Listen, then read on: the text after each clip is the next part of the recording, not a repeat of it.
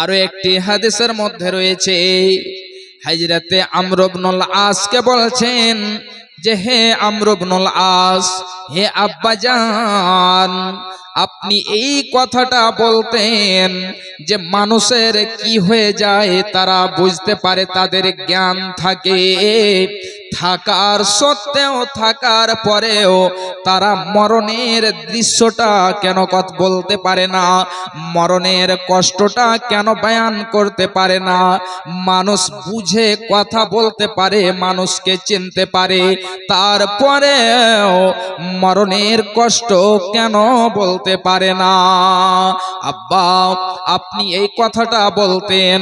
আব্বা, এখন আপনি মরণ শয্যায় রয়েছেন, এখন আপনি একটা বলুন তো যে আপনার কতটা কষ্ট হচ্ছে।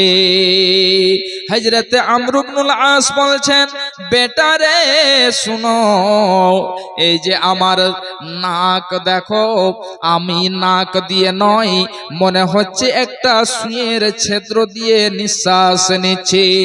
বেটা রে, এই যে দেখো আমার পেট, এই পেট মনে হচ্ছে কাঁটায় পরিপূর্ণ হয়ে রয়েছে।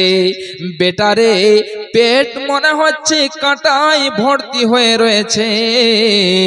শুধু তাই নয় বেটা রে, মদিনার বুকে রাজওয়া নামক যে পাহাড় রয়েছে, এই পাহাড় খানা মনে হচ্ছে আমার বুকের উপরে চাপিয়ে দেওয়া হয়েছে।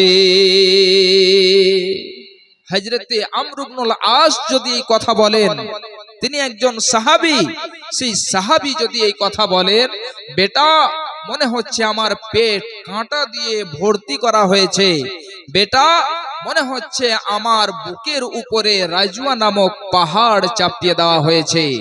ভাইজান, বাপজান আমার, তাহলে একবার আপনি ভেবে দেখেন যে একজন সাহাবীর সাথে যদি এরকম হয়, তাকে যদি এটা কষ্ট দেওয়া হয়, তাহলে আমাদের কি হতে পারে।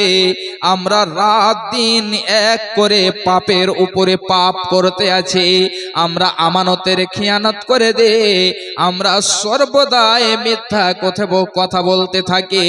তাহলে একবার বলুন তো যে আপনার কি দৃশ্য হতে পারে, আপনার সাথে কি ব্যবহার হতে পারে। একবার আপনি খুবই ভেবে দেখবেন যে আপনার সঙ্গে কি হবে।